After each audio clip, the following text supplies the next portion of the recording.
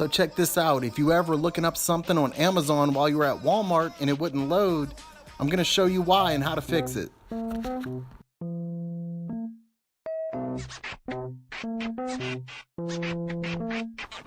Alright, Ryan here for Silly Reviews. So I was over at Walmart doing some shopping, and I've already connected to Walmart's Wi-Fi before. So as soon as I get into the proximity, which is usually somewhere in the middle of the parking lot, my phone is automatically going to connect to Wi-Fi over at Walmart, what they're offering for free, which is great.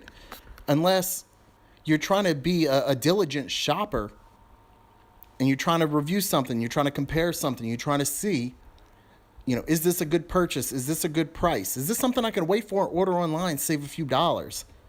What's interesting is when you pull up a Google search, and Amazon's probably going to be one of the first returns for the results, you click that Amazon link and you're just going to be spinning a loading symbol in perpetuity.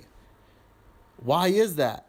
It took me a second to realize that Walmart's Wi-Fi, while that's a nice thing, they're going to filter out competitors. And who's their biggest competitor? It's Amazon.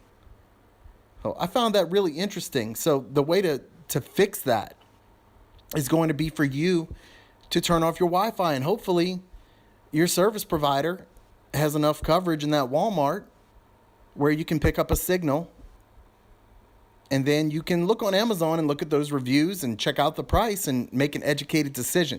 So I found that really interesting. If you find yourself in that predicament, it's not that the Walmart Wi-Fi isn't working, because it works really good. It works well. But they don't want you to see what Amazon's trying to do. And if you're wondering about Walmart and the ghetto activity, well, this is the Walmart by me. All the alcohol is locked up now because I'm so close to New Orleans.